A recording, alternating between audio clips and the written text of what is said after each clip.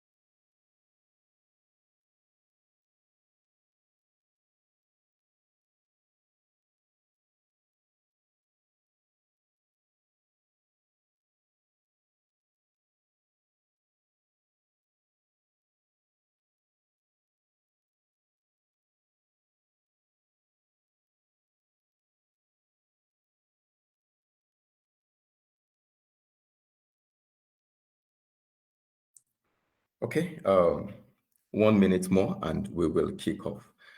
Just in case you can't hear me, kindly signify and we will get you sorted out.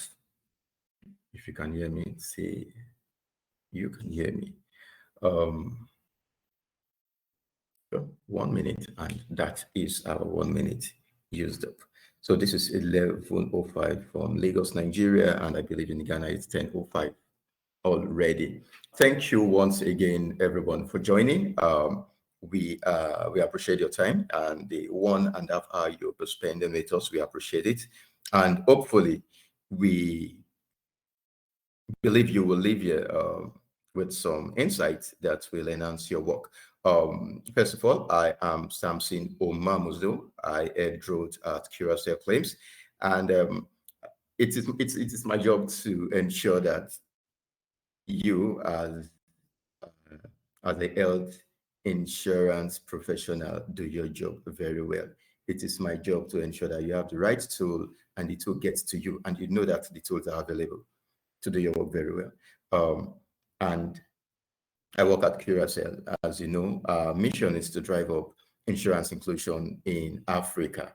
Currently, that rate is quite low, and it is we're working hard to and collaborating with insurance companies like you to ensure that we up that number in the nearest future. So we build out infrastructure, health insurance infrastructure to power claims and also to stop fraud in it before it's paid, before it is settled. It's a different thing. You have the part of detecting the claims or detecting the fraud. But most times when you detect that fraud, it has been settled. Or by the time you're detecting the fraud, it has taken a while from when the provider submitted that claims. So we say, no, that should not be. Let's make this process better. So, and that's why we are having this webinar today. And it's focused on just one thing, fraud. How do we work together, collaborate, partner to ensure that we stop fraudulent claims, fraudulent practices before it takes us down. It's a vicious cycle if we don't do that, because when fraud persists, the insurance company won't be able to innovate as they should. The policyholders won't get the best treatment that they should, and the health provider won't be able to provide the healthcare as they should. So that's why we're having this webinar, and it's focused in the Ghanaian market. So we'll meet on this call. I have Nancy Ampa.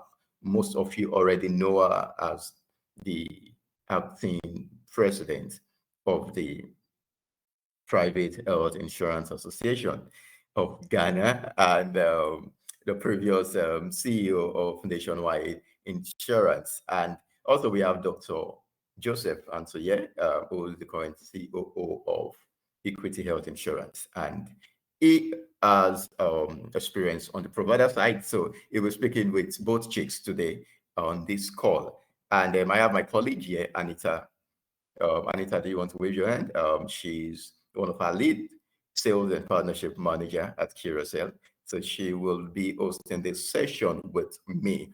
So, Doctor, do you want to say hi? Nancy, do you want to say hi? Anita, do you want to say? Please unmute yourself if you've not done so.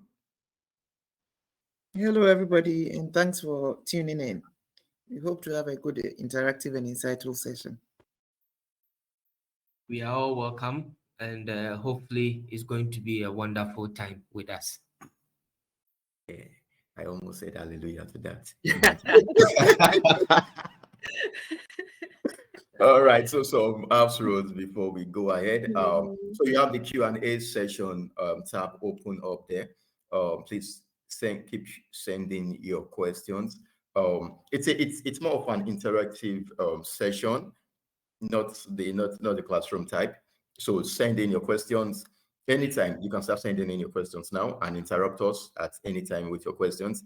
If you have issues dropping it here, you can send it to my email, samson.o@curacell.ai. Hopefully you have that already. Or you go to LinkedIn post, just drop your questions there and you will get all of them answered.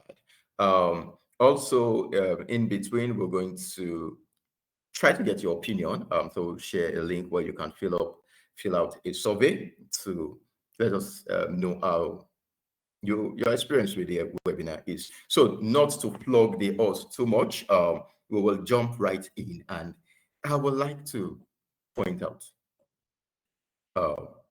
Mr. No, let me start with Nancy. Nancy, data is an issue in the whole insurance sector, not because there is no availability of data, but there is no shared data between organizations. How do you think this has affected the way we fight or we try to stop fraudulent practices in health insurance? Okay, so it's not like the data is not there. The data is there, but it's in silos. because every company is doing its own thing to fight the fraud. So everybody has its own little data on what fraud is. The easiest way to do this is make sure the data is digitized, then we'll be able to share it. Then we would begin to appreciate the gravity of what insurance fraud is doing to the industry. So the data is there. In Ghana, the commonest data you'd find with the clinical audit reports from the NHIS. Some of the private insurers have also conducted clinical audit, and then they have the reports there. So those are the major ways of knowing how grievous insurance fraud is. But anecdotally, I think we are talking about 20 to up to as much as 60% of claims that come in being fraudulent, whether from the provider side or abuse from the insured, or even sometimes from the insurance office itself. There is some level of fraud. So it's not really documented, but individuals have the documentation, and we need to be able to share this so that we all appreciate the gravity and work together to combat it. Those would be my initial thoughts on this. Wow. So that's I think that's an issue on its own, how to bring all this data into one place. Hopefully, the way we're having open finance, open banking, we're going to have open insurance very soon, so that we can come together to fight it. Now, to you, doctor, most providers, and this is real, and sometimes I feel for them when they say after 60 days, 90 days, they are not yet paid.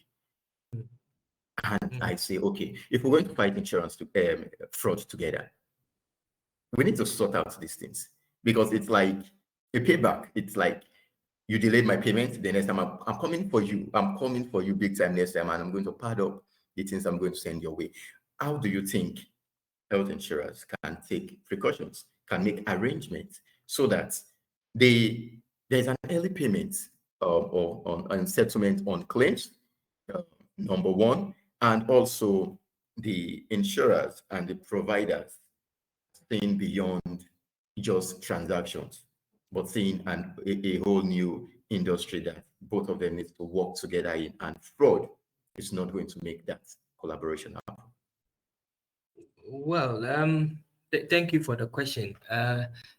I think that the fact that insurances are delaying payment also doesn't warrant the healthcare providers to also decide to pad or send fraudulent claims. Although I also believe that it's a motivator for the health care provider to also do that, but it also doesn't make it right. From the insurer's point of view, to make it faster, just as Miss Nancy said, mostly digitizing the claims or the data makes it far better. Because if you are coming with manual claims where it makes it difficult to even process it, because there are guidelines and ways to vet and scrutinize these claims. If it's coming digitally, what happens is it makes your processes or your vetting process faster, or your scrutinizing faster, and you can pay these facilities on time. On the other hand, we are all supposed to embrace what do you call it, IT solutions or software solutions or digitization. Some of the facilities themselves are also to be blamed, because even though you are even introducing these digitized systems, some of them want to still stick to their old way of bringing claims manually and filling them on paper. And that also makes it delay, because the time you are even going to bring these manual claims by a courier, and the processes is going to take for us to even scrutinize these claims, also delays it. You see, so they also have to look at that side as well. But I think generally for us, the health insurance companies, what we would want to do is that if the data is digitized, it makes the processing faster. Then we can also pay people on time. Yeah, amazing, awesome. I like the parts that you talked about technology. because I didn't want to go there, but now you've mentioned it. Anita, you've been nodding your head, so I know that from what Nancy have said, from what Doctor has said, you have either have questions or you have something to contribute. So let's hear you, please. Yes, yes. Thank you so much, Samson. I have just learned a lot between 2 minutes of when Dr. Joseph has spoken and Nancy. So it's really been insightful. My question would be, I think that for the most part, Dr. Joseph has actually answered it. Technology. However, the embrace, if I could use for lack of words, to technology by the providers or by the people is a little bit slow, which is understandable. My question would then be both to Nancy, because I think she was the one who brought it up at first, and I was like, okay, that makes sense.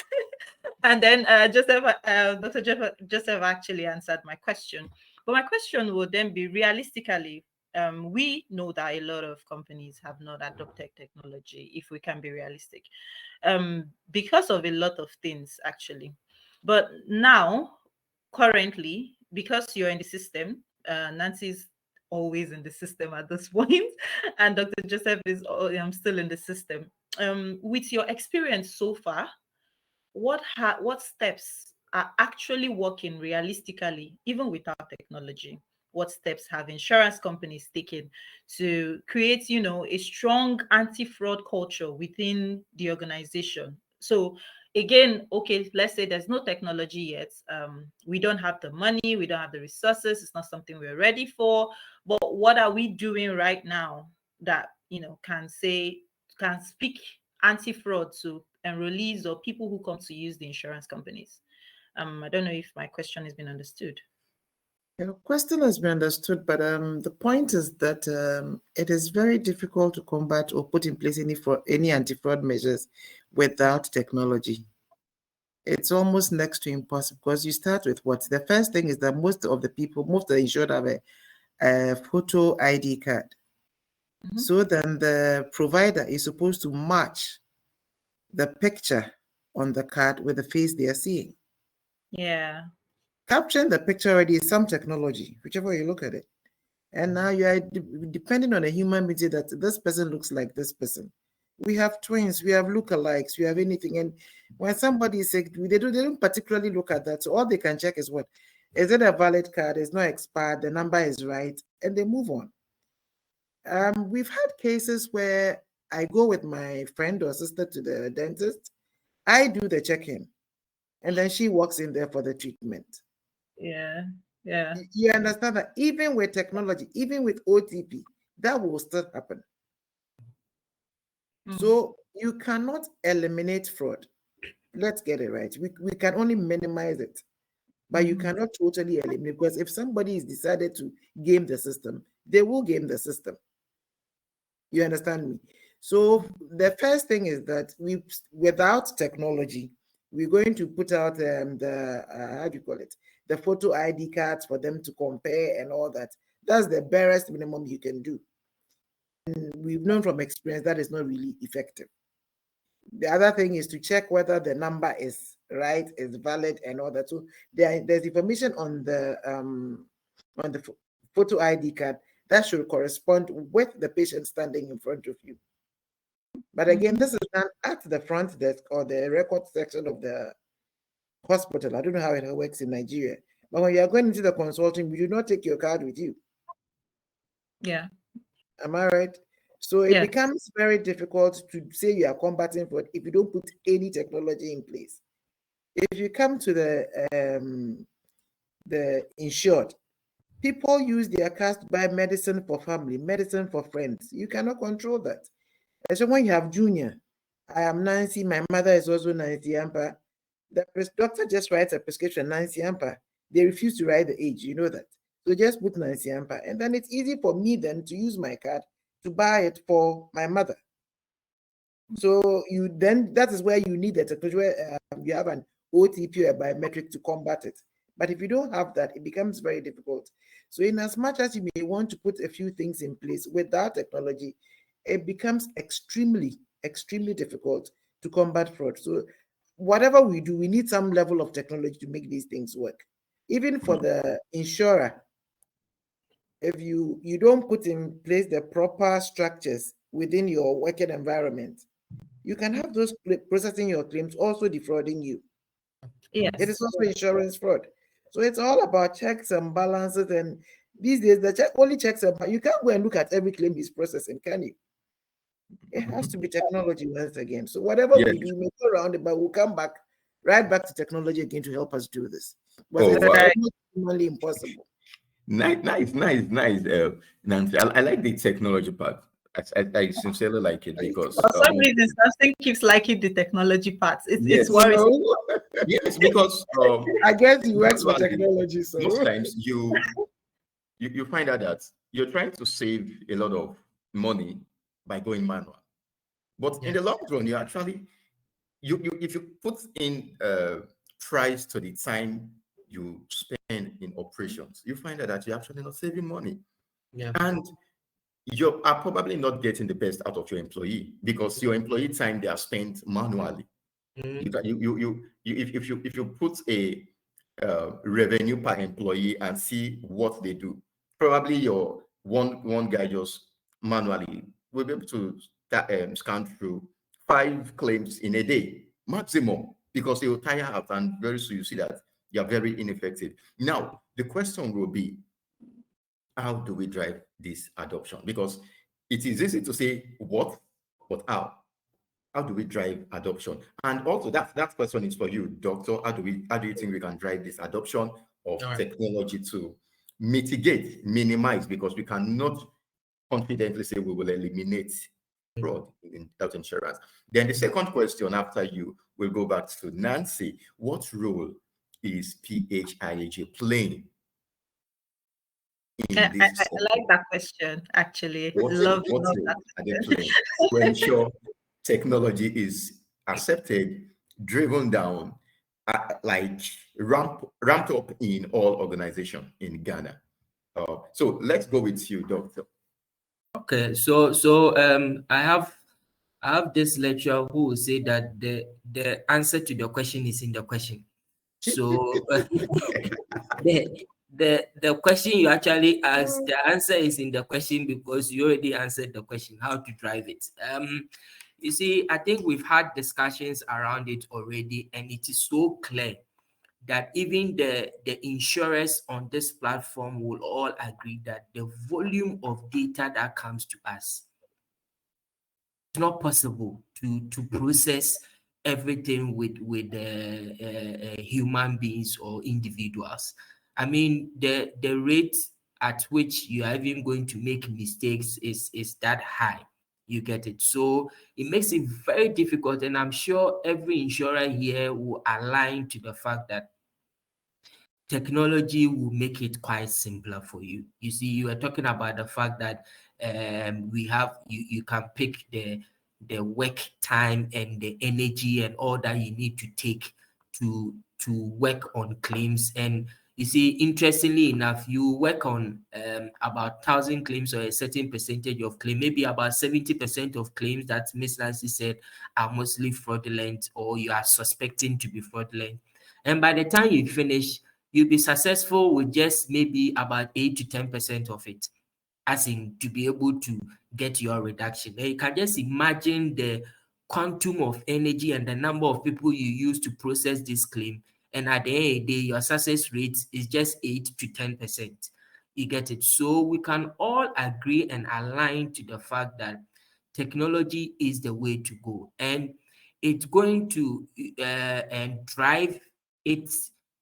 Maybe I'm jumping the gun, but it's going to drive it in the near future because if you look at what it can do and project, currently the data we have, I'm sure internally every insurance, every health insurance company will do their own analysis, and what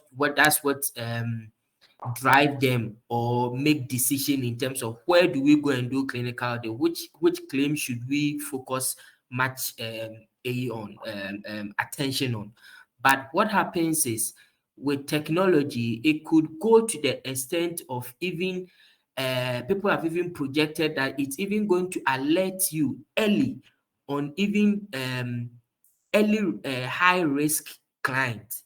So someone who comes on board initially, because technology has picked some trends and some history and how things are going, what happens is it learns on it and it's able to pick high risk people. So the moment you come on the insurance, what happens is technology is able to pick that the rate at which, from what I've learned, the rate at which this person's claims are coming through, I can see this person to be high risk and this is where this person is going. It helps us to budget. And this one can never be done with human mind and how complex this data comes to us. You understand? So Yeah. if we don't align ourselves as a health insurance companies with technology, then I don't know what will drive us again, because there are things I've read about even technology where it can even pick trends with even the healthcare providers that are sending us claims.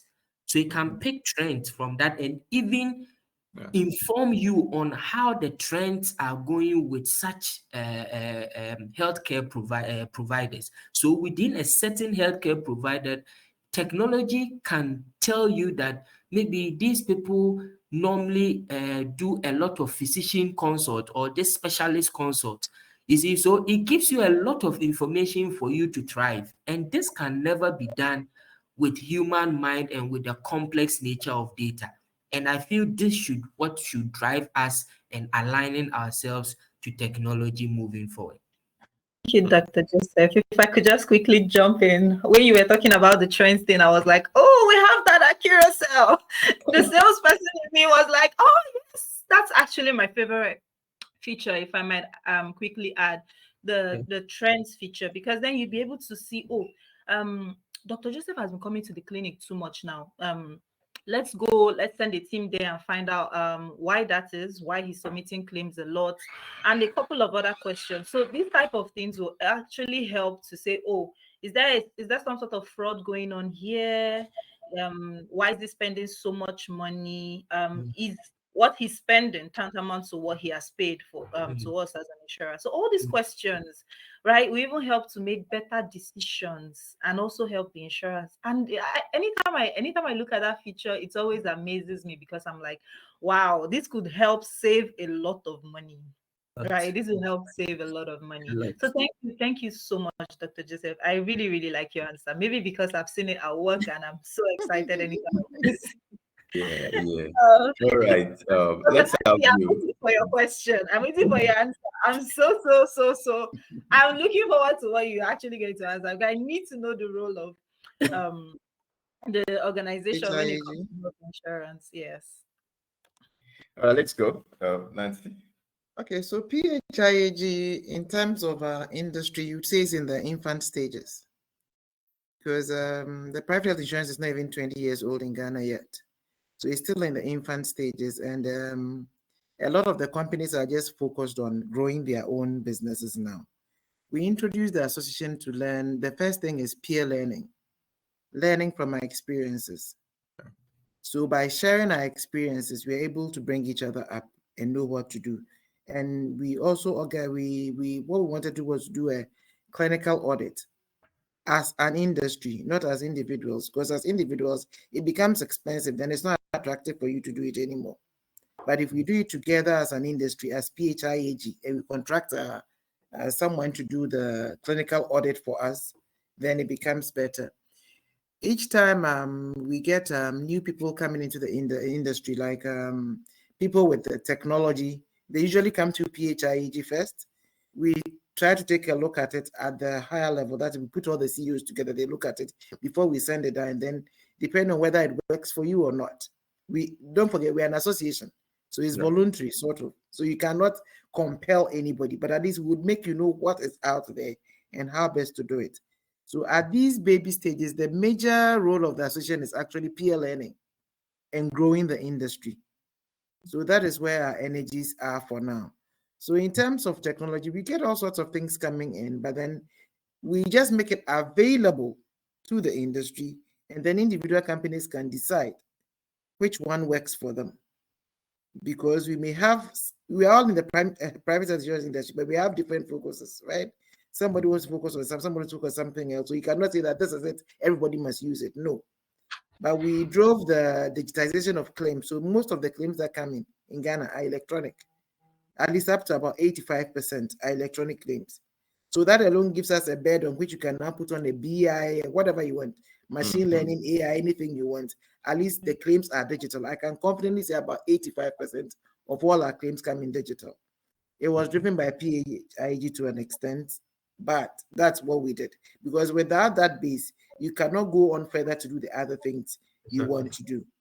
And then, like I said, we do, peer learning. So we learn from each other.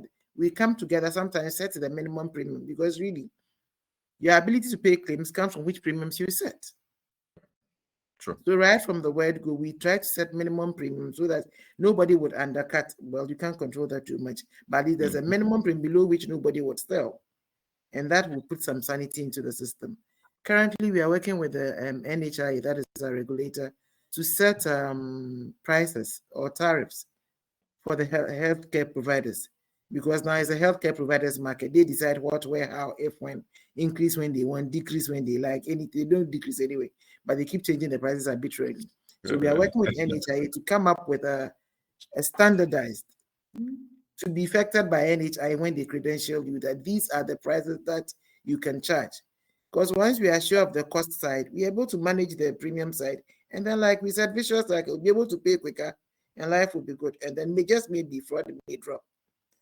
Once you know that this is what you are coming in for this particular diagnosis or whatever, this is the cost you're supposed to pay for it. It comes with protocols, mind you. So once you're able to effect those protocols, it reduces fraud in itself. Because you can't treat malaria anyway except from the laid down protocols.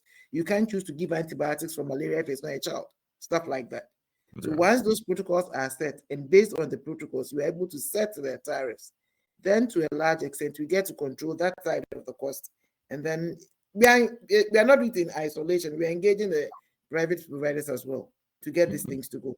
So those are some of the things that the association does to help combat all these things and put sanity into our industry. Amazing. I stumbled upon a report. But I did not take the source out. I think I'm going to look for it later, and I'm going to do a blog post around it and share with all of you in Ghana. I read there that 15 to 20% of healthcare allocated funds in Ghana are lost through fraud. I'm going to look for that link. I wrote it down somewhere. I just saw it somewhere, and I'm going to share that. Now, questions have started coming in. The first question we have here is, for the executives, what's the role of deep claim data analytics in fighting fraud? I know we've touched it in bits, but I think the two of you're going to attack it from your perspectives. We'll start again with you, Nancy, since you've started with a good pace on that. So what for the executives, what's the role of deep claims data analytics in fighting fraud? Okay, so like Joseph said earlier, once you do the deep claim analytics, you are able to get the trends, get all that. And currently, I think we're even moving towards predictive. Not so much historical, because so far it looks like everything is claims audit, whatever, is all historical. Because the claims coming before. So now I want to be able to use the deep claim, the analytics, right from the actuarial product development, determining which premiums, what benefits. It comes from the claims, because that is how people use your product. So it should inform you on what kind of products to put out there, how to price those products. You get it? And you can only get that from claims analytics. That's the only way you can put up your actuarial models. If you don't have claims data with analytics, there's no way in hell you can get your actuarial model. So once you get your actuarial model right, then we are going in the claims thing. We are no longer looking at historic trends, so that will continue going on. But you're able to predict. You're able to say that a young man who is 40 years old, working in a particular industry, most probably will go to the hospital 24 times or will go 6 times. You'll be able to predict that so once you are going to source for business, you're going to look at their demographics, which you can plug into some actuarial model based on the claims analytics you did, and be able to come up with realistic premiums for them, so that you don't overcharge, you don't undercharge, but you get the actually determined premiums for their use. Then once the person is there, you don't wait for the person to go to clinic and come and tell you stories, because we know how from the claims analytics, again, you know how service providers behave. There are trends. Joseph mentioned that. So you know that if this particular person prefers using, when the child is below 12, it should definitely be a pediatrician specialist, even when it's a GP case. So you would know how to create your network. You understand me? You end up with a preferred provider network, which works for you, because there will be some who are going by the protocols. There are some who are not flaunting the protocols and all that. So from claims analytics, you can get that kind of information again. So it helps you again in setting up your network, and then predict the behavior of the insured, both the insured and the provider. Actually, you can predict the behavior that, oh, this person will go 6 times. This person is, if I know that 30% of my population have chronic disease, it helps me to plan better. And you can only get that from the claims data.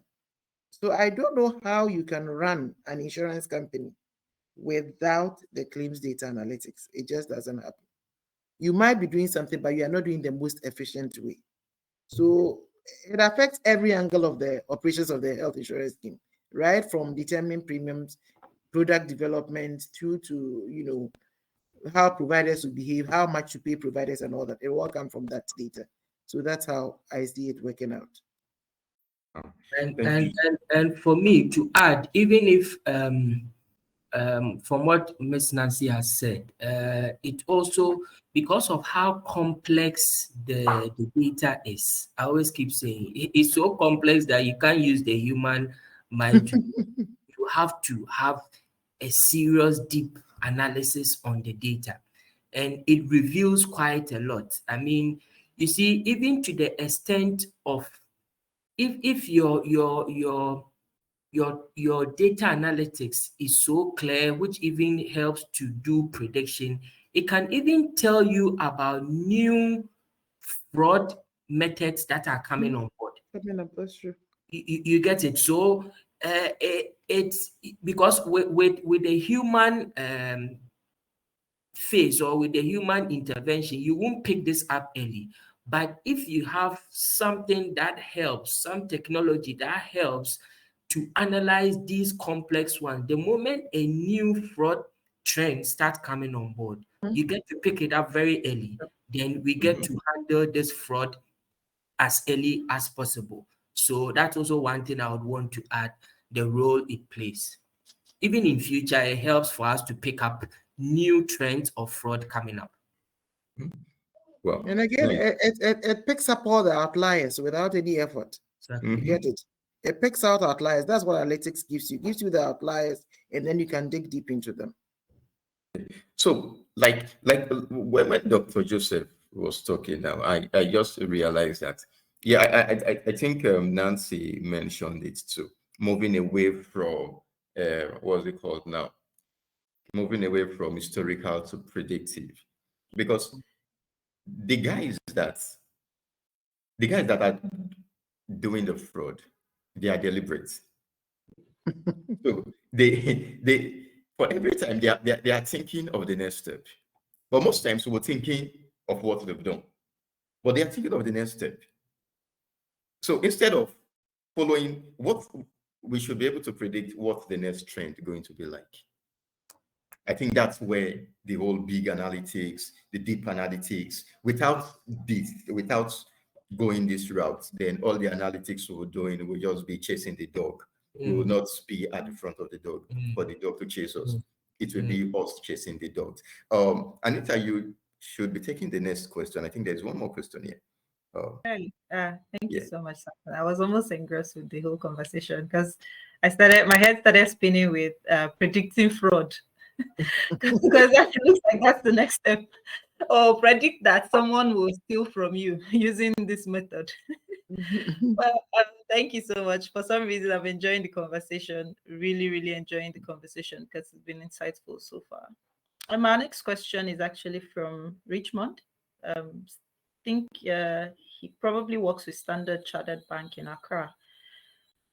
He's asking, he says there has been several unethical actions that account as healthcare fraud, including falsifying patients' medical records, ordering unnecessary diagnostic tests, making false statements on insurance claims, billing for treatments that were never even administered, and so on and so forth. How do we deal with these challenges using technology? Would be happy to hear specific actions that PHIS is using to deal with it. Today, Miss Nancy is in trouble.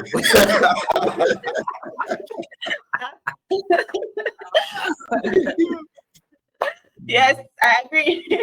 I'm also happy to hear that as well. So Miss Nancy, over to you. Okay, so like I said, if somebody is deliberate, the person will be deliberate. Okay, you notice that you do a clinical audit the first time, you'd catch a lot of things, but by the next time you go again to do that clinical audit, the person has wised up. So things that were not in the folder, now they put in the folder to match whatever they put on the claim.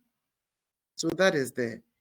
We get over-servicing, under-servicing, people not being there and all that. Some of these things, like we said, the machine will pick them up, because sometimes it's humanly impossible for one person to be in, say, two places at the same time, right? But if you look at the claim, you would see that this happens a lot. You can see that the person went to clinic on 1st January. He was given a set of medication, supposedly by the clinic. And yet you get a claim for that same set of medication from the pharmacy shop. Do you understand what I'm saying? Yeah. So you have two sets of claim. One is from the clinic, having provided drug 1, 2, 3. A pharmacy also gives you a claim on the same date of attendance, giving you the same drugs. So in that case, if you want to see this, the claims are coming at different times. Would we see it with our human eye? No. There's technology that will pick it up, that will flag those claims for you to know that this is going on. Once it goes, the technology is supposed to flag those things, and after it has flagged them, it is up to the company now to delve into it. Like it is, I'm saying, it shows you the outliers, it shows you certain trends. Then you would have to, it's no longer technology, but you'd have to take specific actions against that. We need to work with protocols, treatment protocols. If we have standard treatment guidelines in Ghana, they're supposed to work with that. So it doesn't become how I want to treat a patient with malaria, but the standard treatment process treats malaria with these things. So you must follow that protocol, and those should be the only things the insurance should pay for. That is why we are working assiduously with NHS to come up with those protocols and what we are paying for. We do a lot of mystery shopping sometimes. We interview insured people. Interesting, I don't know about Nigeria, but in Ghana, people go to us, they even take all the medicine. I've had a case where people came to show me the rest of the medicine, where a provider has billed for augmentin, doc, is that right? Yes. And they actually gave the person amoxicillin, not even amoxiclav. Yeah. And because the person was non-compliant, he was able to come and show us the rest of the medicine. This is what he got. Yeah. People are now aware of their limits and sub-limits. So they actually come back to you and call and tell them, look, I went to this clinic. This did not happen to me. I slept in a general ward. But now once you go to clinic, we send you a text message, give you an idea of how much you are going to be billed. So people do protest, come back to us with that. That I went to this hospital, they really didn't give me this. So I don't understand why my bill is 500 cedis, break it down for me. And then you would find out that that did not happen. So it's about educating the insured as well, for them to come back to us with that feedback, and then we work on it. You need to be analyzing your claims regularly. Like we said, there's technology. You're able to press a button and give you whatever you want to see.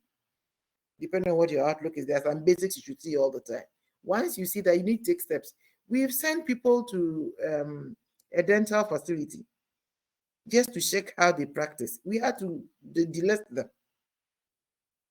So it's not just that you must take, the technology gives you the information that you must take, affirmative action? I don't know. serious action on it to make sure that you deal with what is coming. But if you are there, you get the BI, you get the intelligence, and you don't do anything about it, it will stay there like that. So the clinical audit is after the fact, but it doesn't stop you from retrieving whatever you need to retrieve. If you're the insurer in the company, there are different approval levels. It can't be just vet the claim once and it's okay to pay. No, somebody else must look at it and approve before it finally gets the final approval. So you need to put in those checks and balances, and we are educating our companies to do that. People would go to clinic just because they want excuse duty, not to go to work. It is abuse, it is fraud, but we can't control that, can we? Because either way, the doctor consulted before he knew that there was nothing wrong with the person. So at least you're going to pay consultation fee. Some of the doctors want to be nice, so whatever the patient says, that's what they do. Doctors, I'm sorry, but it really happens. I know. They think it's customer relations. So they come and, oh, can you check my cholesterol? The person has malaria, and then you see a test for cholesterol and all those things. There has to be vetting protocols as well. So the vetting protocols should match the treatment protocols. So that if the diagnosis is malaria, there's no way I'm going to pay for cholesterol test. And if it happens after a while, what we do is that we have medical people who do the vetting. And periodically, we have meetings with the facilities. If you see these applies, like we said, the trends and the behaviors of the facilities. You don't have to call the whole provider network to talk to them about this. But if it is happening in a particular facility, you draw their attention. And the best thing about technology is it will give you evidence. We interview clients and record it. Sometimes we do mystery shopping just to be sure of what is going on. We do that a lot. So once you do all those things, you have evidence with which to go to the provider. And if need be, I think that's what we need to be fair. We need to delist some of them. We have had to take away the policies of some people, even though their companies bought it for them. Because there was this couple that were just working around Kolibu Tertiary Hospital. And I think the wife worked there as a nurse. So if somebody couldn't afford medication, she used her card to go and buy the medication for the person. Because she's in the hospital, the doctor can write a prescription. There was nothing wrong with the prescription, but with time, the pharmacist got upset and came to tell us about this. So feedback is very important. If you educate all three parties in this business, then you get feedback. And then once you get the feedback and you get the feedback from the technology as well, you must take affirmative action on it. Prosecute if you have to, delist, redraw the policy, whatever you need to do that to make sure that there's sanity in the system. Because we can't keep on passing the cost to the insured. You understand me? That whatever comes to pay, we'll pass it on in the next premium. No. Part of our role as insurance is to make sure that we pay for medically necessary claims and prudently manage the finances they've given to us and honor our promise to those we insured. So like I said, there's a lot of peer education going on. We make sure that all the companies are aligned to this and make sure that is happening. So that's what we do as PHIAG and as individual companies as well. I hope that answers Richmond's question. That's the PHIAG. I think you've nailed it right on the head. That is it. That is it. What I will just want to add is that we should also know that technology can't do all the work. I mean, after getting the information, action needs to be done, and these actions are what Ms. Nancy has spoken about. The only thing I think we can also recommend is probably reward facilities that bring clean data. Okay, so when you do that, I think it also helps to control, yes, I mean, incentives for such people. It also prevents these people from sending fraudulent claims. Apart from what we've spoken about in terms of us also doing our part in terms of paying on time, I think we can also reward facilities that bring clean data in addition to all that Ms. Nancy has said. I think that even ties to what you even said before, Dr. Joseph. When you're able to look at the data from a trend perspective, especially when it comes to the providers, then you'll be able to see, oh, this provider has been subsequently doing a particular thing that has been good. So yes, I totally agree. Totally agree.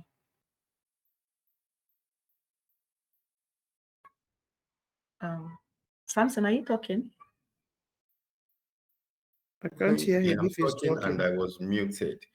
I was muted. That should not happen again. All right. So, Nancy, Yeah, you talked about treatment protocols. Like yeah. you do with it's the standard treatment in Ghana and all of that. Who ensures that these protocols are adhered to? Who puts these protocols in place? Who agreed to it? And who enforces it? It's the Ministry of Health that puts in place those protocols. And because health insurance, there's a National Health Insurance Authority, and they regulate us. So they credential the service providers. So they need to make sure that the service providers are doing the right thing. Okay, so it's a shared responsibility. The ministry comes out with the standard treatment guidelines, and then NHI adopts it. PHIs is supposed to adopt it as well, and then make sure that they practice that way. And then I think Medical and Dental Council, right? Yes, Medical and Dental Council also okay. need to ensure that the doctors are practicing according to the rules of the laws of the nation. So it's more of a regulatory thing, and NHI also has this team that goes around. They do the credentialing, and then they go around to make sure that they have a quality assurance team that goes around. They also conduct clinical audits. They visit service providers to make sure they are doing the right things. Okay, okay, that's nice. So this question, I'm going to do a flip on you, Anita. You're going to provide an answer to this question from a vendor side, from a partner side. What role should members play in combating provider fraud, waste, and abuse, and in the association playing a and is the association playing a role in educating them on those roles? I think, Nancy, you spoke largely about this already. Yes. You did. You spoke largely about it. I don't know, Peter, if this is this, do you have, are we good with this question? Okay, so I think he had another question we've not looked. What's the role? What have we answered that? We What is answered the that role of already. community Deep analytics, we've answered that. Yeah. So that's it. Then At least you can actually tell Miss Nancy that Richmond has said, thanks, Miss Nancy. Great clarity. okay, yeah. Thanks, Miss Nancy. Great clarity. I had clarity too. Yes, All right. yeah. Yeah, so now, But in relation to what you were saying, we need to educate the insured a lot. A lot of education must go down with the insured, because some of them just get the policy. And in a case where most of the policies are bought by the employer and not by the employee himself, they don't seem to know too much about what they're entitled to, what they are not entitled to, what should happen, what should not happen. So there's the need to educate the insured themselves about, one, their rights, what to expect, what the policies are about. They need to understand it better than I just have a card and I'm going to clinic. And of course, the importance of feedback to the company if there's anything going wrong. Half the time, they just go back and report to their HR department and complain. And if HR wants to, they'll forward it to you. Otherwise, you don't get any feedback. But the feedback is very important in molding and structuring the industry. You understand me? Because some of the things you would never know until they tell you. yeah. You would really never know until they tell you. We have providers who give us feedback. There's feedback from all over. We need to take the feedback seriously and work on them. It shouldn't be just that the feedback that has come and we move on. We all have email addresses for complaints and the rest. But as to whether we actually put it to a CRM, process it, and make sure that we are answering the questions, the feedback from there is what would actually cut down on a lot of these fraud and all that. And some are not even aware of what is going on. They just went to clinic, they came back, whether they were billed for medicine they didn't have, treatment they didn't receive, they have no clue. That was what led to us sending messages to people who go to clinic that this company has made a claim of so much on your behalf for attendance on this day. You get people come and say that I did not even go to clinic that day. I remember one guy came to show me his office attendance book, that he was in the office. He couldn't be in two places at the same time. So once people understand what they need to do, you get a very useful feedback that would help you, retool or reimagine your own fraud code. Yeah, yeah, I agree on the feedback side. Yes. Yes, please go on, Anita. I was actually about to say that I was having a conversation with someone last week, and the person is a quality assurance officer, and he was explaining how frustrated this can be when a provider has submitted a claim. Obviously, because the claim has already been processed for payment, there's no way to draw it back. And then maybe when he goes to the hospital to do some sort of quality assurance, he finds out that the enrollee was never in the hospital in the first place. And then he has to call the person and say, hey, please, did you come to the hospital today? And if you did, what was given to you was so and so medication given to you. What was your diagnosis looking like? And it's so sad that insurers tend to lose money because the enrollees are not even part of the process of this claims management and even processing. And it's actually frustrating both to the enrollee and to the insurers. And I think that is what you have mentioned, Ms. Nancy, is one perfect way of solving it. But my thoughts is now towards again, the person I spoke to had done the calling so late because the claim has been submitted, money has exchanged hands. When do you think what do you think actually could be done to bridge this gap, right? Because there's an obvious gap. Money is still lost either ways, regardless. What do you think could bridge this gap? Again, we do know that technology could bridge that gap, but currently, what do you think could bridge that gap, especially from a high person in the association such as yours? Okay, so you realize now we're using things like OTP, a one-time PIN, biometrics to confirm proof of attendance. So at least you are sure that the person was actually there. I've seen other jurisdictions, like in India, where these things are real time. And apart from primary healthcare, everything else must be pre-authorized. And the pre-authorization is done real time. Maybe we're a little far away from real time. I don't know. Oh, but we are again, not. We are not. maybe we are not. I don't know. But it's done real time, and then you're able to control what happens, what doesn't happen. So there's a medic who's just sitting there looking at what the protocols are, whether you are following the due process with a particular direction you want to go, especially for inpatients and for secondary level treatment. So that's what they do. So that is one way of doing it.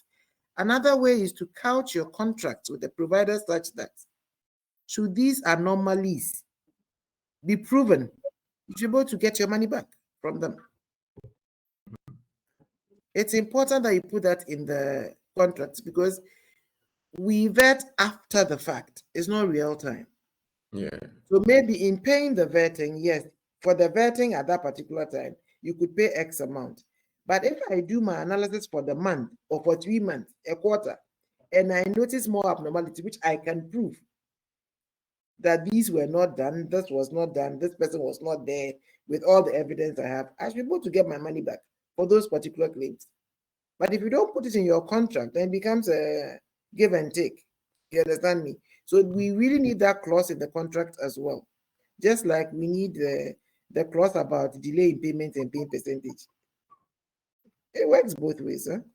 Yeah. So you need those clauses in your contract with the provider. So how you contract the provider is one way. We're talking about somebody who go to clinic after the fact, but there are some simple things like repeat visits tell you a lot. If somebody has to go to the clinic 4 times to treat malaria, then there's a problem. Because I think scientifically, once you cure malaria, is it 28 days or 32 days? You don't get it again. Someone was telling me. Yeah. So if somebody goes back within 28 days with malaria, whether the same facility or another facility, we must find out. You understand where I'm coming from? Again, information sharing. If I've gone to hospital A and I was given antibiotics for 7 days, what's my business going on day 3 to the next facility? There was a talk of how do you call it? Keeping the person's medical records on a chip on a card. That's to get the ID card as a chip. So when you go in the provider can see where you've been before. So that if you've had antibiotics the past 3 days, what's your business come for a new set of antibiotics? Understand me? So in that way, we'll be able to control what is going on because we know you, the provider is. So you cannot come and justify the antibiotic you gave out. And that would go a long way to reduce all these fraudulent activities that we're talking about. Sometimes it's not deliberate. The provider may not know that I had gone to hospital A and collected antibiotics, and then I come to hospital B and collect antibiotics. There are people who use their card and collect hypertension medicine and diabetes. They collect from different facilities in a week. Mommy will take some, daddy will take some, grandmother will take some. So everybody in their family is reliant on their card. That is why you now have to put in sub-limits, whether we like it or not. Limits also prevent that.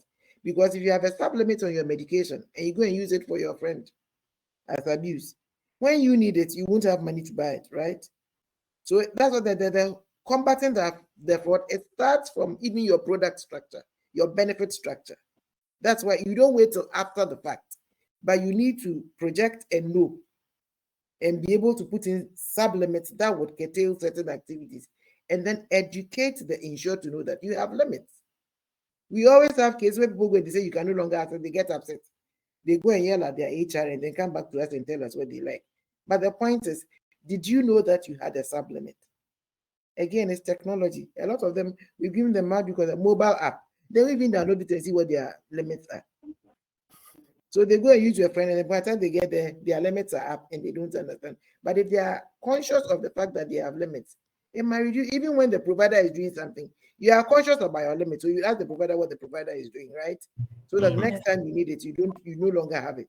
So it takes all of us to come together to fight this fraud thing. Technology, human beings, insured, provider, everybody to come together to make sure that this combating of fraud is working and is mitigated to the barest minimum. Great. Wow. Thank you so much. Thank you. I think one thing I also read around because the most fraud committed by individuals most of the time, just as Miss Nancy said, is abuse. They abuse it quite a lot when it comes to the individuals, and the abuse comes in many forms. Especially the most important one is the shopping. So I come here. I come and see this facility. 2 days time, I move to another facility. Just go.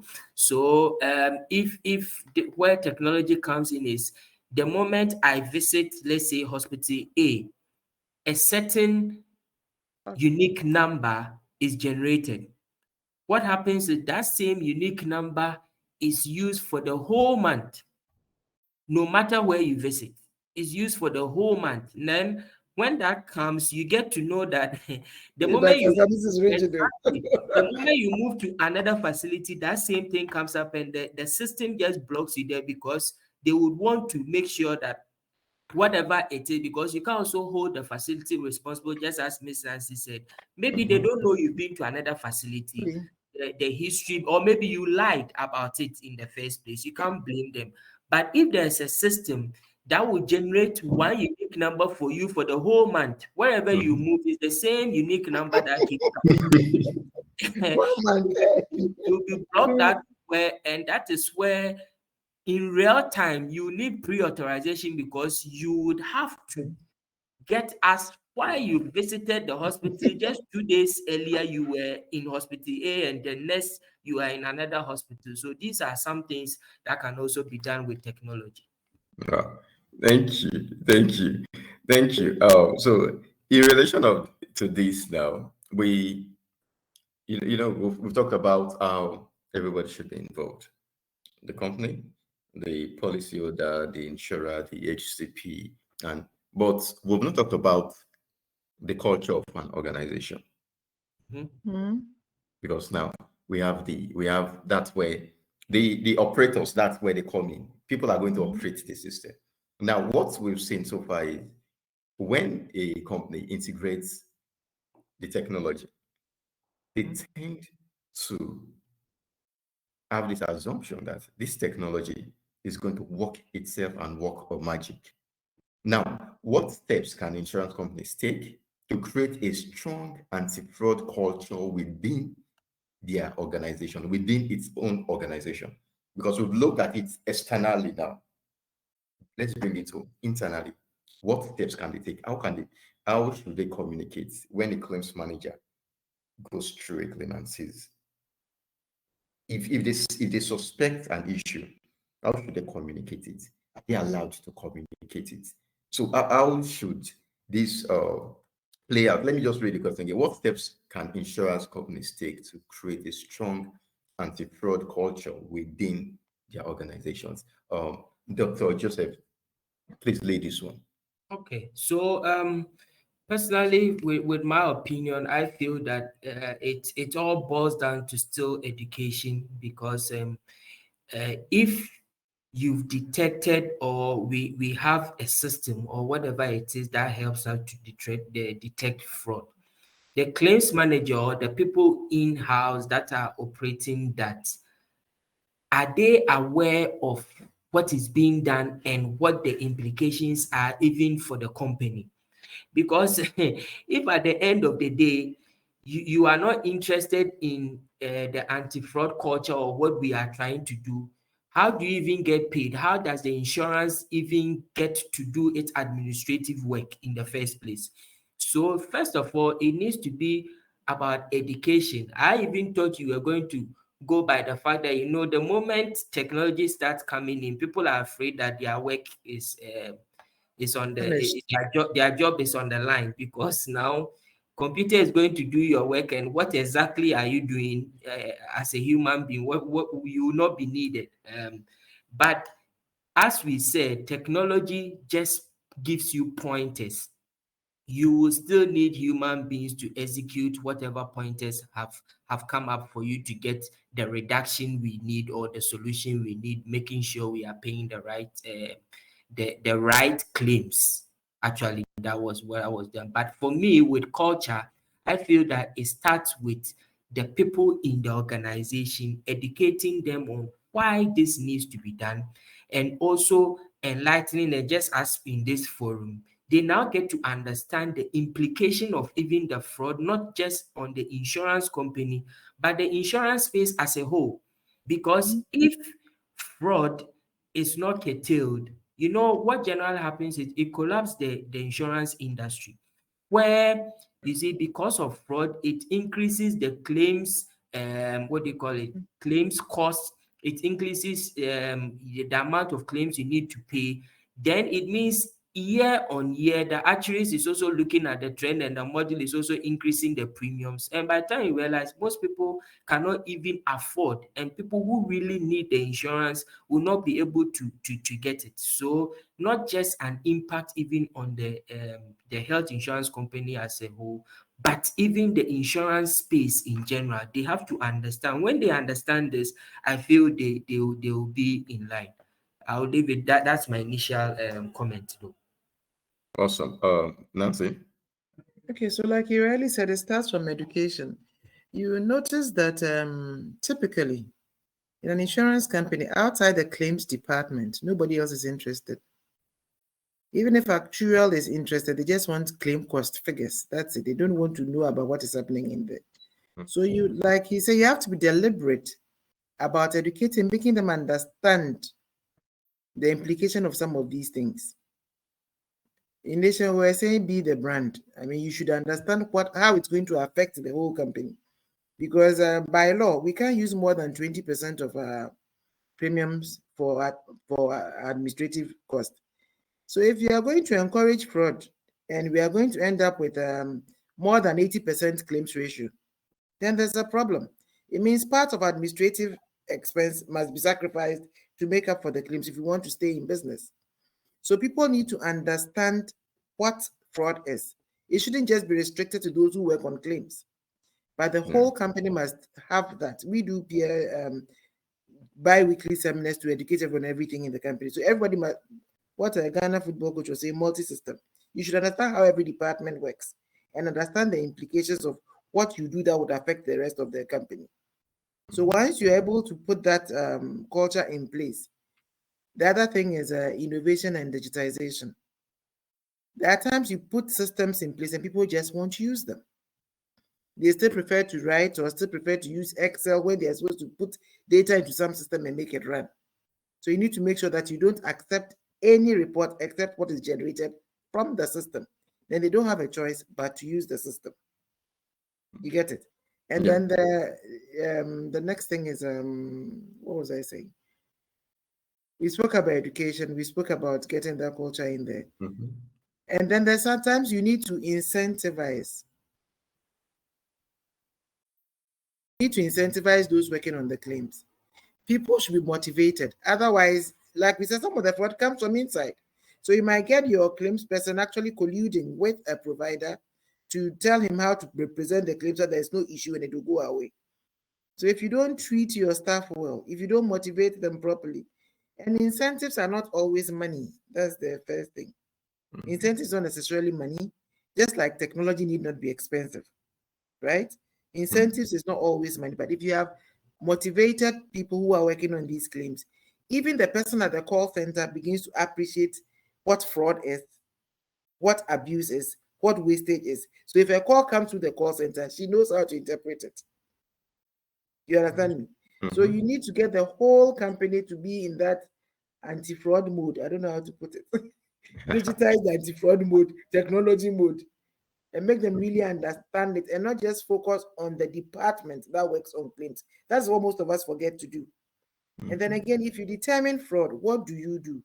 There should be laid down steps, SOPs, that you find that this is the channel it goes through. Because there are times people know stuff, but they don't know how to report it. They don't even know who to go to in the company that this is happening. So you could be working on the corner, this woman said this.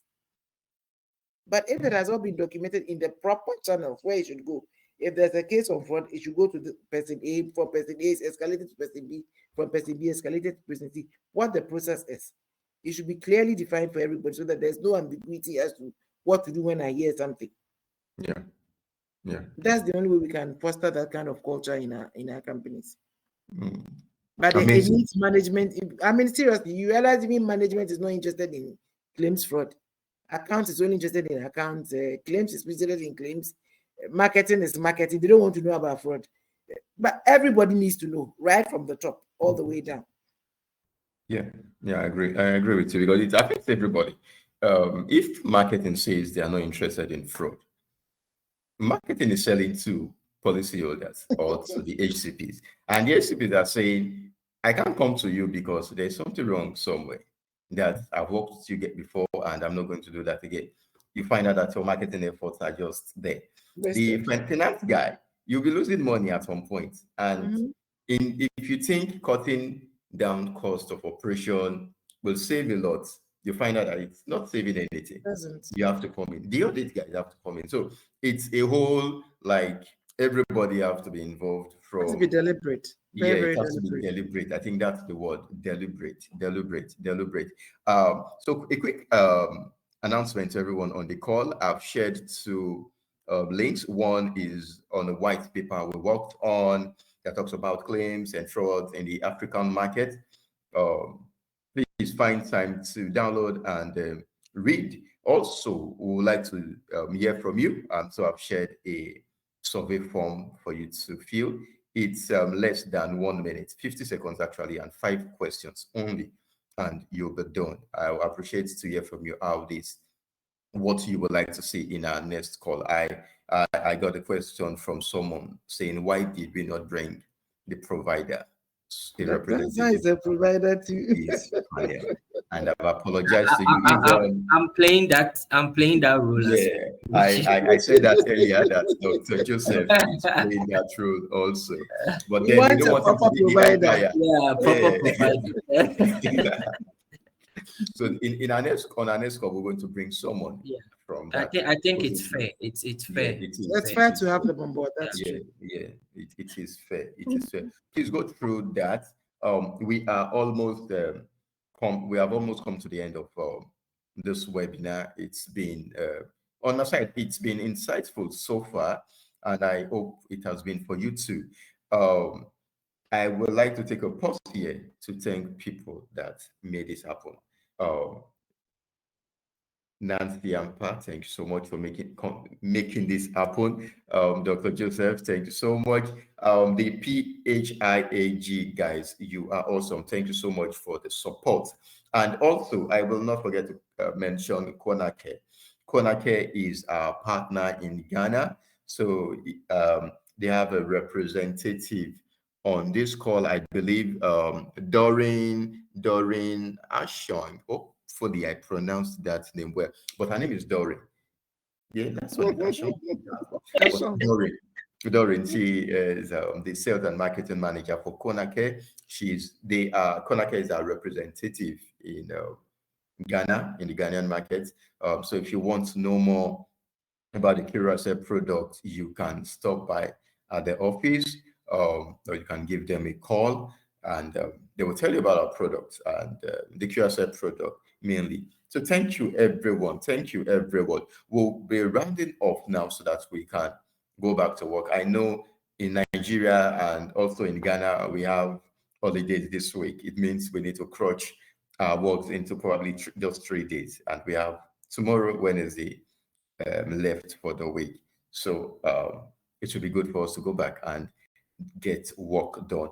Please fill the form, read our white paper, and as a way of closing, I would like Anita to talk about Curacell. Like I mentioned earlier, she's one of our senior partnership manager at Curacell. So Anita, tell our people about Curacell, what you do there, and we'll come back to take 1 or 2 questions, and we will call it a day. Thank you, Samson. Thank you so much. Thank you once again, Miss Nancy. God bless you. Thank you so much, Dr. Joseph. It was really, really nice having to, hear from you both. Also, my thanks also goes to Mr. Godfred. I don't know if he's on this call, but Mr. Godfred, thank you so much for, everything as well. Wanted to quickly talk about Curacell, which is what I do best. Wanted to quickly talk about Curacell, what we do. I don't know. When Samson started, he had mentioned our mission and vision. And the reason why I'm mentioning it again is because everything we do is tied to that, right? We want equal opportunity, we want prosperity, and in every facet of the insurance industry. Well, specifically, I will be talking about the health industry because I'm in the health claims side. While Curacell also likes to dive into insurance in other aspects, which is the Curacell Group product. Consequently, on this call, since we know that we are here for fraud in the health sector, I'm just going to stick with the claims products. And so we have a solution that has been able to tackle all these things. Again, what I said is our mission and vision, everything we create, everything we do is always tied to that. So we want insurance to be bigger, better, safer, equal opportunity, equal prosperity for all who use insurance. We also want to be able to drive insurance penetration in emerging markets. We want to do that in African countries. So without speaking too much big grammar, what we do is we try to minimize fraud. We try to minimize fraud down to the minimal level. And we have done this successfully in over 8 countries. We've done it successfully. We've been able to minimize fraud for big insurers here in Nigeria, even in Uganda. We are spreading our costs far and wide.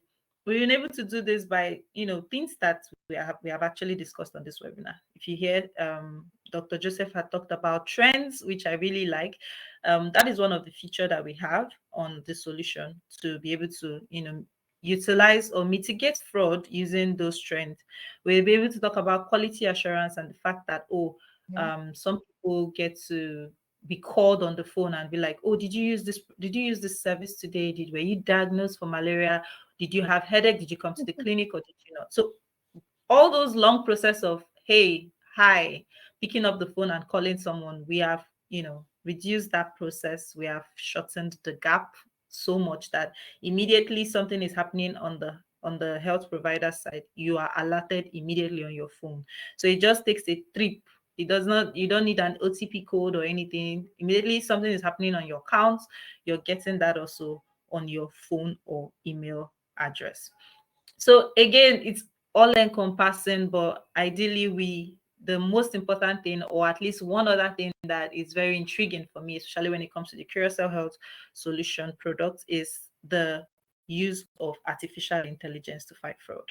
So when Dr. Joseph, sorry, and Nancy was also talking about these things, Dr. Nancy, you can accept this. You can accept this. I mean, PhD in view. So when Dr. Joseph and Nancy was talking about it, I was literally fighting the urge to say, we have that.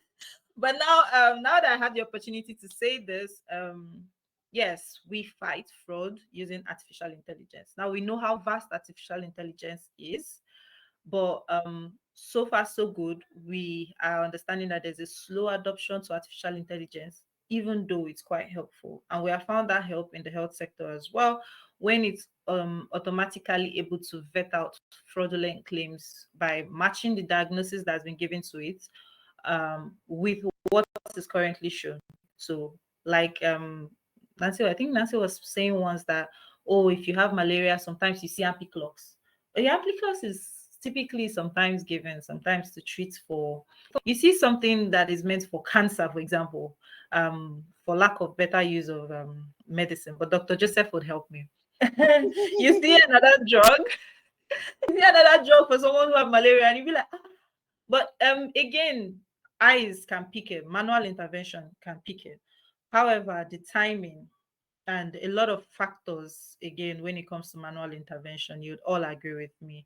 And so AI has taken that stress off us. You know, when maybe as a veteran, you're looking at it to match the diagnosis, and you're tired, but you just want to quickly finish up this batch of claims.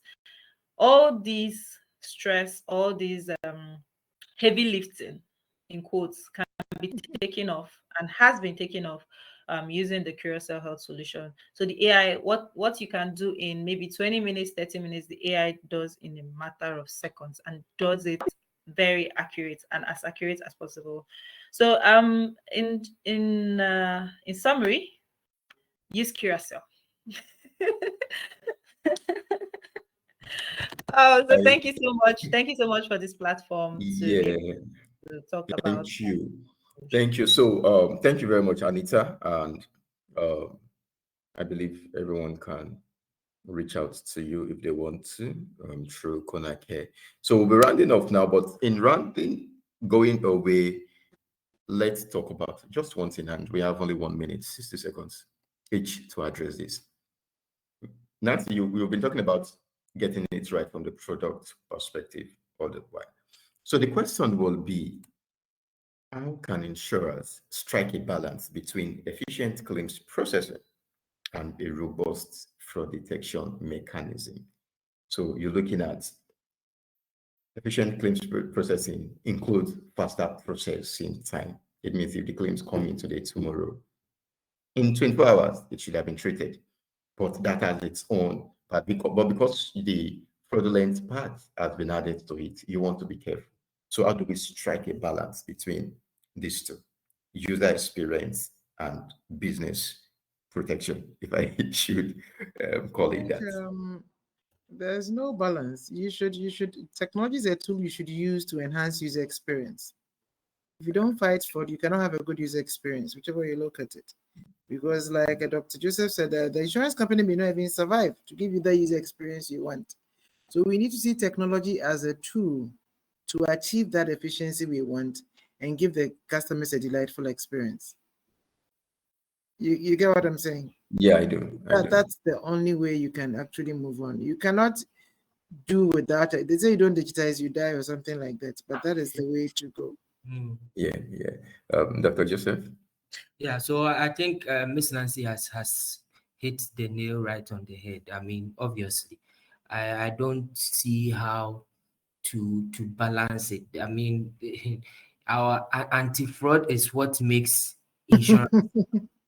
So if we don't push more there, then it's going to be a problem. So I feel that we push more there, and that's what is going to help us survive. And it's also what is going to help the insurance system and the space. as I keep saying. So at the end of the day, it's not just a win-win for only the insurance company. It's a win-win for the client or the insured, and it's a win-win for the provider, because at the end of the day, we pay you early, we process the claims early, we pay you on time. At the end of the day, the insurer is also assured that at least, although we know you are frauding us, not most of them. Don't not, say that, please. not most of them. I mean, you gave the A statistics. few bad ones. You know the statistics. not Just not a all few bad ones. not all of them will pass through the cracks. I mean, at least we can see most of them happening, just as Miss Nancy said.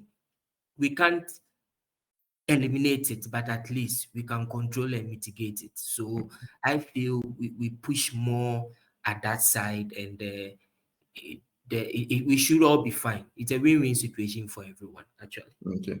All right. So there is this final question that came in. I will just answer this and we will be on our way. This person says there have been situations where some insurance companies don't pay on time. We've talked about that before.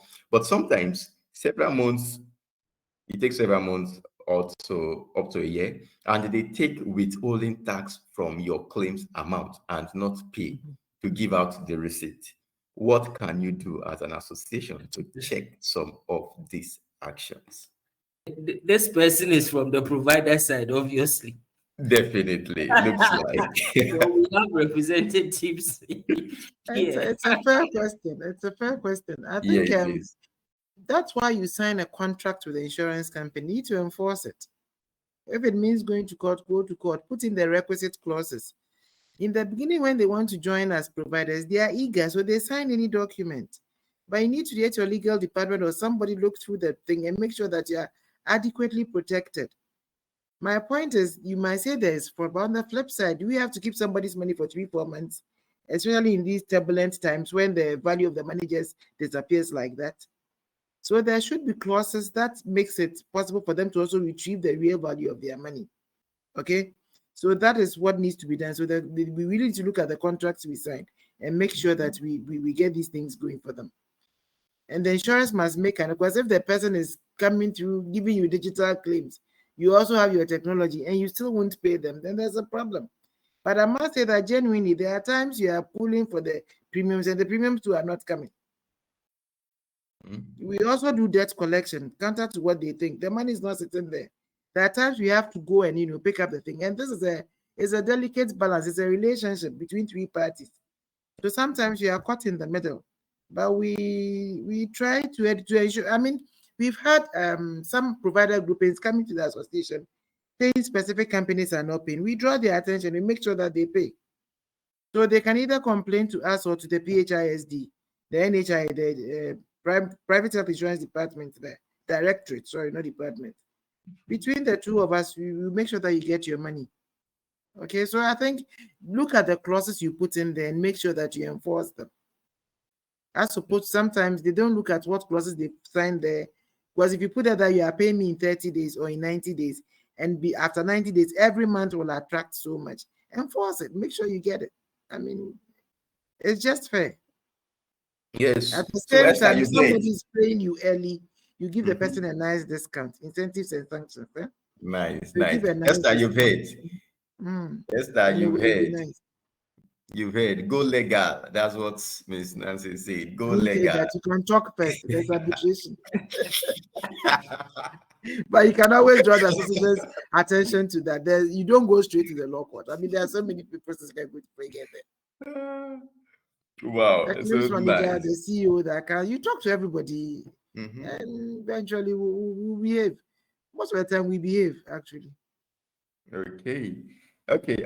So thank you so much, everyone. Thank you so much. It has been, we said 1.5 hours, and this is 12:29. Can you leave here before 12:30? That should be 11:30 on your side, if you're in Ghana. So thank you very much. It's been wonderful. Hopefully, we will be at the conference. We're working, getting ourselves ready for the conference in Ghana. We'll be there physical and live. Yes. Are you coming to the PHIS week? Yes, we are coming. We are coming. Okay. Yeah, better come. Yes, we are coming. We are coming. All We right. love the Ghanaian market and we're coming there too. That's good. We So, are waiting for yeah. you. Okay. All right. So if we will be sending out these videos so that you can do a recap, a rewatch. Please fill the survey so that we can know how you feel and any other thing you would like to see in the Oh, next 1 webinar. second about the Right. withholding tax. It's statutory. We can't do anything about it. But you must insist on getting your receipt. Okay. Statutory. It's not Did our you hear choice that? to take it out. It is statutory. So we are supposed to, if we don't, we get penalized by the GRA, Ghana Revenue Authority. So it is statutory. We can't do anything about that. And then definitely you must make sure you get your receipt for it because you need it for your tax reconciliation. So please we can't stop withholding tax. We don't have the right to do that. Okay. And even so now with technology, you don't even need to come for the receipt because there's I a hear portal. they've changed it. There's a Yes, portal where you go and just there's a get your portal. So the receipts. moment the insurer has filed your tax, you see it in the portal. You don't even need to physically come for a receipt. So you always get that. Okay. Thank you so much for that clarity, Nancy and Dr. Joseph. So if you want to check out Conacare Limited, they are in Accra around Kanashie First Light Area. Kaneshi First Light Area. Yeah, forgive me for that. Their number is 02018181995. So if you want to call them, I'll read out again. 020. I'll just drop it there just for people that are not seeing it.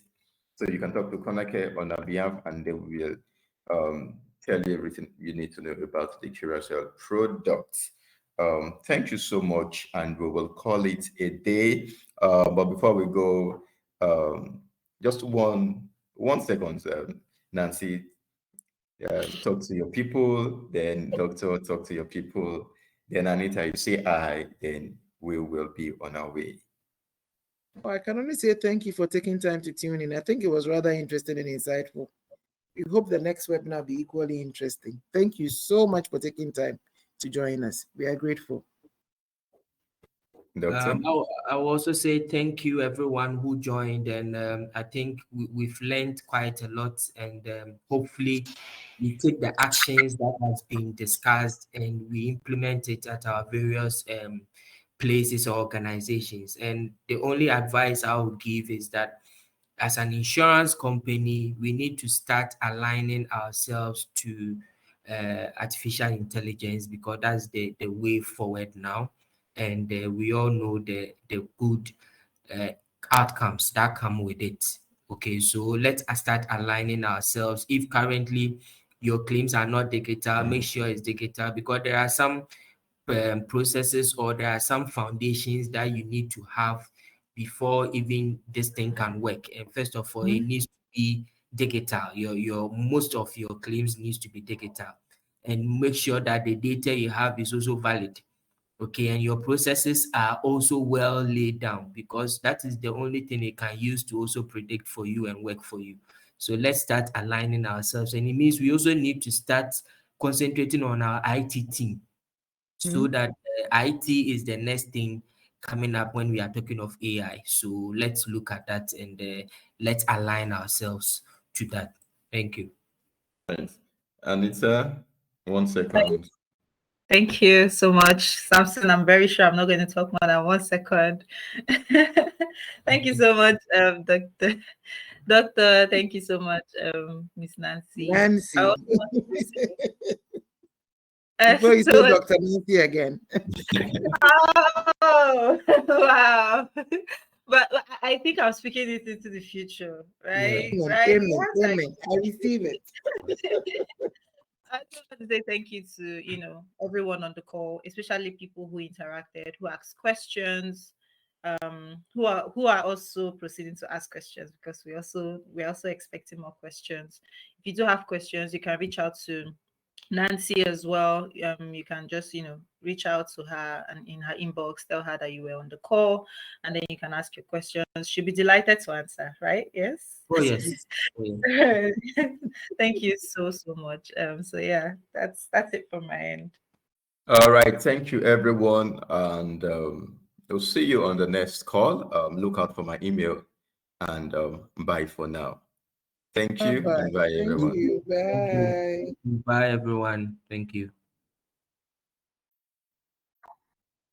Ooh.